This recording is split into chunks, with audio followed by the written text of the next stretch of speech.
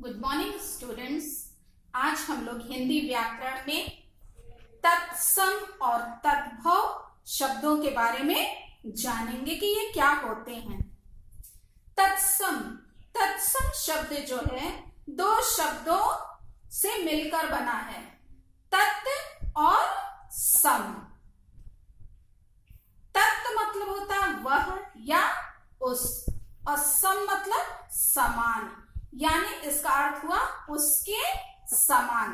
तो प्रश्न उठता है किसके समान, तो ये क्या होगा, संस्कृत के समान।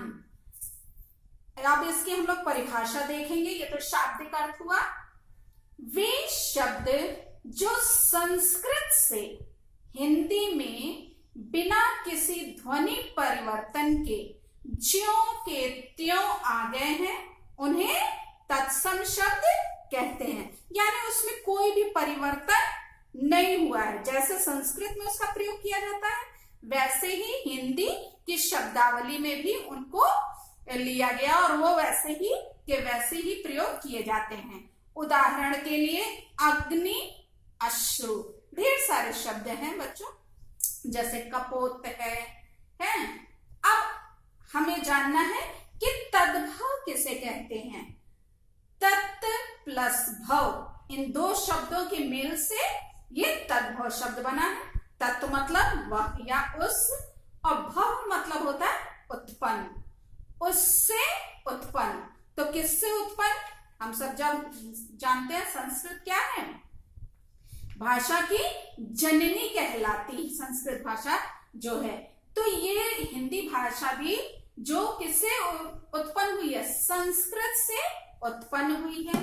हिंदी में प्रयुक्त वह शब्दावली जो अनेक ध्वनि परिवर्तनों से गुजरती हुई हिंदी में आई है तद्भव कहलाती, यानी कि मूल रूप से वो संस्कृत का ही शब्द होता है, लेकिन वो कुछ परिवर्तित होकर के उसमें कुछ बदलाव हो जाता है ध्वनियों का, जिसके कारण वो थोड़े से परिवर्तित हो जाते, बदल जाते हैं। जैसे हमने अभी आज संस्कृत का देखा था अग्नि, और वो तद्भव में क्या हो गया है, आग बन गया शब्द।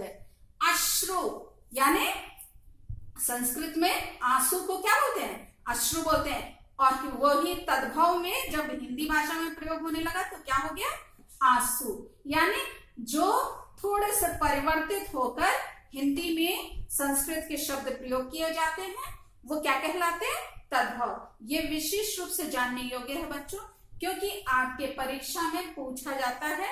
जैसे तत्सम शब्द दे दिया और उसको तद्भव में बदलने के लिए, या तद्भव शब्द दे दिया और उसका तत्सम बनाने के लिए, तो आपको मालूम होना चाहिए कि तत्सम किसे कहते हैं और तद्भव किसे कहते हैं। आइए हम लोग पुस्तक में अन्य उदाहरणों के द्वारा इसको अध्ययन करें।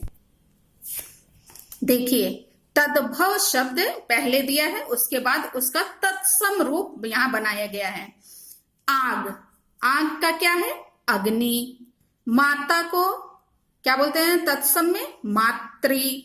अनाज, अन्न। ऊंट, उष्ट्र। दही, दधी। नखत, नक्षत्र। उत्साह, उत्साह। काठ, काष्ठ। भौरा, भ्रमर। पुष्प, पुष्प। आम, आम्र। नींद, निद्रा। बाह, बाहु। स्नेह, स्नेह। नारियल, नारिकेल। पत्थर, प्रस्तर। सूरज, सूर्य। सांप, सर्प। सच, सत्य। आंख, अक्षी। साखी, साक्षी। रात, रात्रि।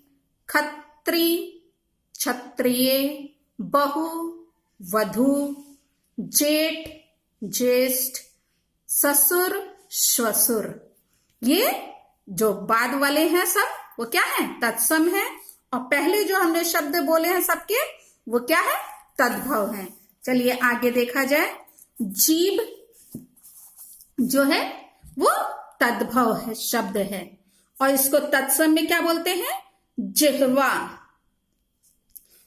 कुआं, कूप, आंसू, अश्रु, अंगुली, अंगुली, भाप, वाष्प, ओठ, ओष्ठ, पत्थर, प्रस्तर, गधा, गर्दभ, कपूर, कर्पूर, भीख, भिक्षा, सांस, श्वास, गांठ, ग्रंथि, हरस, हर्ष, दूध, दुग्ध, कोयल, कोकिल, कर्तब, कर्तव्य, पाखी, पक्षी, कान, घोड़ा, घोटक, कान, कण, खंबा, स्तंभ, हाथ, हस्त, सींग,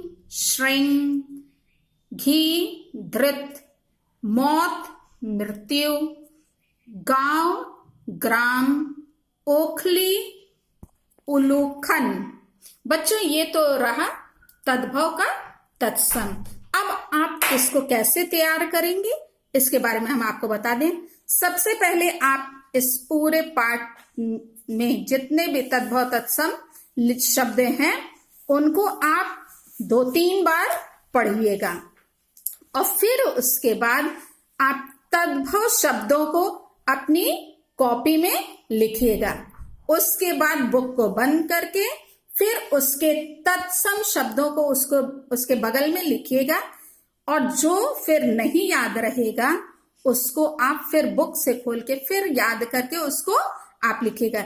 इस प्रकार ये जब तक आप अभ्यास नहीं करेंगे आपको शब्दों का ज्ञान सही से नहीं होगा, इसलिए आप जरूर इसको इस प्रकार से पढ़िएगा। Thank you.